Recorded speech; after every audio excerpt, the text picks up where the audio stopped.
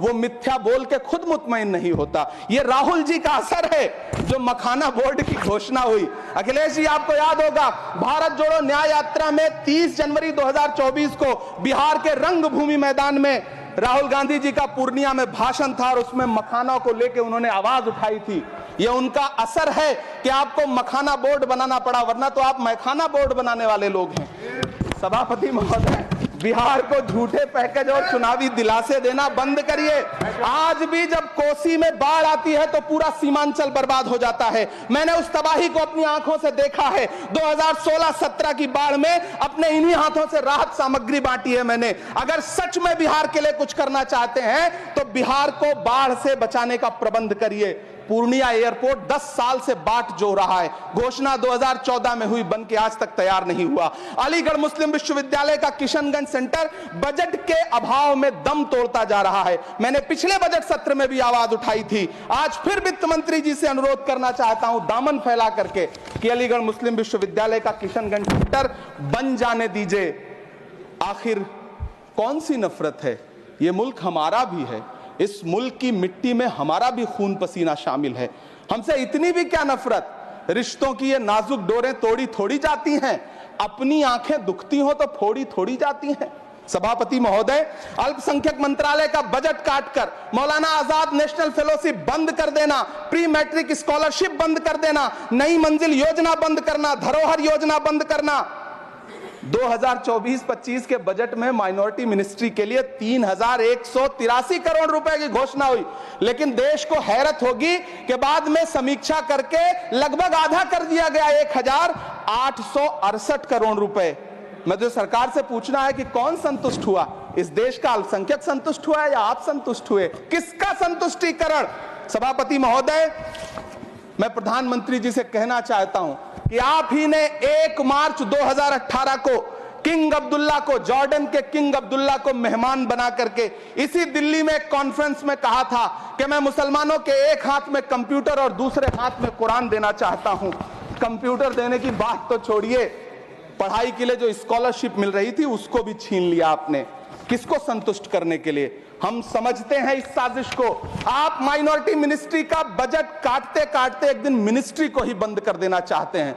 वो जहर देता तो सबकी नजर में आ जाता, सो ये किया कि हमें वक्त पर दवाएं न दी।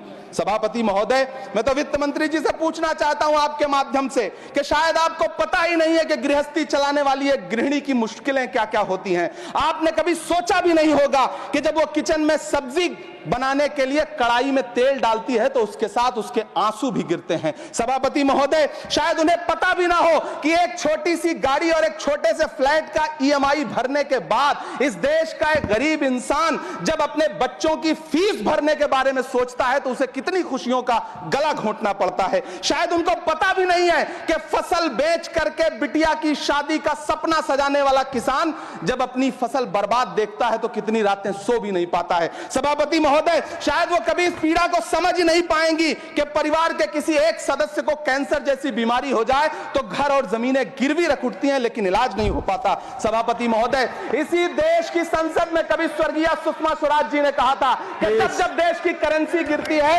तब देश की प्रतिष्ठा गिरती है। एक तरफ कोलंबिया जैसा छोटा सा देश और उसके प्रधानमंत्री गुस्तावो पेत्रो खड़े हैं जो कोलंबिया के नागरिकों को हथकड़ी लगाकर लाने वाले जहाज को अमेरिका बैरंग वापस लौटा दे रहे हैं, और दूसरी तरफ हमारे प्रधानमंत्री जी खड़े हैं जो बेड़ी और हथकड़ी लगा करके लाए गए बेटों के अपमान पर एक शब्द नहीं बोल रहे।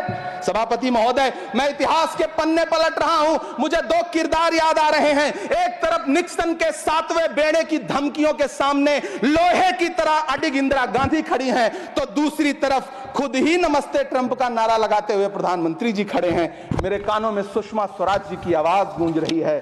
बहुत कम बोलने वाले डॉक्टर मनमोहन सिंह ने बहुत ज्यादा बोलने वाले प्रधानमंत्री जी को जब देश की बागडोर सौंपी थी तो $1.58 का था, आज 85 से 87 के बीच में झूल रहा है। इन दिनों रुपए की अहमियत गिरती है तो न तो देश की प्रतिष्ठा गिरती है ना प्रधानमंत्री की गरिमा। जिस देश में 80 करोड़ लोगों को 5 किलो राशन के लिए कतारों में लगना पड़ता हो, उस देश में यह सरकार 12 लाख तक के टैक्स न लेने के लिए अपनी पीठ थपथपा रही है। हुकूमत इस कदर आवाम पर एहसान करती है, ये आंखें छीनती है और चश्मे दान करती है। सभापति महोदय, महाराष्ट्र का भिवंडी हो, मालेगांव हो, इचलकरंजी हो, यूपी का बनारस हो, मुआयमा हो, मुबारकपुर हो, रांची का छोटा नागपुर हो, बिहार का भागलपुर हो, हर जगह बुनकरों की उम्मीदें तोड़ रही हैं, लेकिन इस सरकार के पास उनके लिए कुछ भी नहीं है। मुरादाबाद का पीतल उद्योग, कानपुर का चमड़ा उद्योग, सहारनपुर का लकड़ी उद्योग, फिरोजाबाद का चूड़ी उद्योग, अलीगढ़ का ताला उद्योग, सब सरकारी प्लानिंग से तबाह हो रहे हैं। इन तमाम के बीच सरकारी सपोर्ट से बस एक उद्योग फल फूल रहा है, नोएडा का नफरत उद्योग। सभापति महोदय, जिस देश में 40 से 45% मेडिकल फैकल्टी की सीट खाली हो, वहां बजट में 75,000 नए मेडिकल सीट्स का ऐलान हो रहा है। सरकार बहादुर, कम से कम इस देश के पढ़े लिखे युवाओं को तो मूर्ख समझना बंद करिए। वो अब तिजारती पहलू निकाल लेता है। पहले 7500 मेडिकल सीट्स बाद में बनाइएगा, पहले जो एम्स में 2161 पद खाली पड़े हैं उनको तो भर दीजिए। वो अब तिजारती पहलू निकाल लेता है। मैं कुछ कहूं तो तराजू निकाल लेता है। मैं इसलिए भी तेरे फन की कद्र करता हूं तो झूठ बोल के आंसू निकाल लेता है। सभापति महोदय, फिर झूठ आया है, मैं उसे मिथ्या कर दे रहा हूं। शायरी में बार बार आ जाता है, क्या करूं महोदय। काश ये बजट, सभापति महोदय, वो एक शब्द मैं मिथ्या कर दे रहा हूं सर, वो एक शब्द को हटा दीजिए। ध्यान रखें, ऐसे जो भी शब्द होंगे आपके भाषण में सभापति महोदय, काश ये बजट बीपीएससी के पेपर लीक की शिकायत करने वाले नौजवानों पर बरसती हुई पुलिस के लाठियों पे, जख्मों पर मरहम लगा पाता। सभापति महोदय, पिछले 80 दिन से 70 साल का एक बुजुर्ग एमएसपी की लीगल गारंटी मांगता हुआ आमरण अनशन पे बैठा हुआ है। काश ये बजट किसान नेता जगजीत डल्लेवाल की टूटती हुई सांसों की पीड़ा सुन पाता। काश ये बजट प्रतियोगी परीक्षाओं की तैयारी के लिए दिल्ली, कोटा, पटना, अहमदाबाद जैसे शहरों में, इलाहाबाद जैसे शहरों में किताबों के साथ गल रहे युवाओं के सपनों को जिंदगी दे पाता।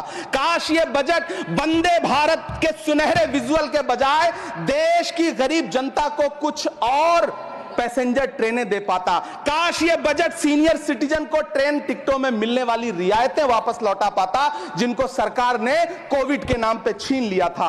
काश ये बजट किसानों की राह में कीले नहीं बल्कि कालीन बिछाने वाला बन पाता।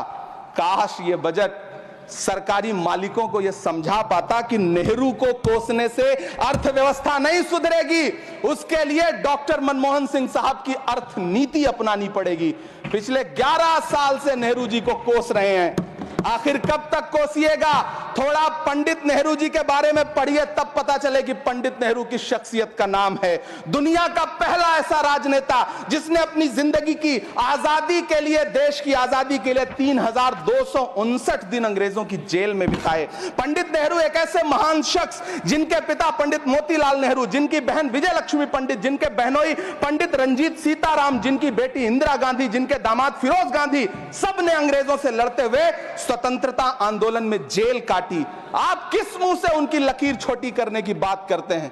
नहीं कर पाइएगा, 7 जन्मों में नहीं कर पाइएगा, क्योंकि जिस्म की मौत कोई मौत नहीं होती है। जिस्म मिट जाने से इंसान नहीं मर जाते, धड़कने रुकने से अरमान नहीं मर जाते, सांसें थम जाने से ऐलान नहीं मर जाते।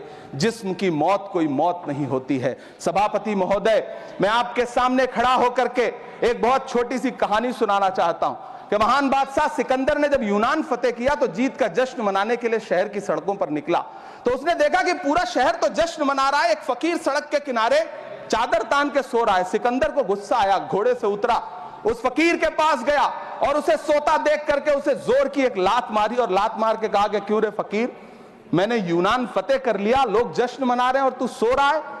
उस फकीर ने उन्नीदी आंखों से सिकंदर को देखा और देख करके कहा कि शहर जीतना बादशाहों का काम है, लेकिन लात मारना तो गधे का काम है। सभापति महोदय, गरीब जनता को लात मारना बंद करिए। ये अमीरों के लिए बनाया गया बजट है, ये निराशाजनक बजट है। हम अमृतकाल सुनते आ रहे थे, ये अमृतकाल इतनी जल्दी समाप्त हो गया कि अब अमृतकाल का कोई नाम तक नहीं लेना चाहता है। इसलिए मैं इस सदन में खड़ा होकर के देश की वित्त मंत्री महोदया से कहना चाहता हूं कि आपने अल्पसंख्यकों के बजट में जो कटौती की है उसको बहाल करिए। आपने मनरेगा को जो स्थिर रखा है उसका घाटा 9,754 करोड़ है, कम से कम उतना बढ़ा करके फिर से उसे बहाल करिए। नौजवानों के लिए रोजगार दीजिए, किसानों को एमएसपी की लीगल गारंटी दीजिए। यही मैं आपसे अपील कर रहा हूं। धन्यवाद सर, आपने इतना जो समय दिया उसके लिए शुक्रिया। माननीय श्री बाल योगी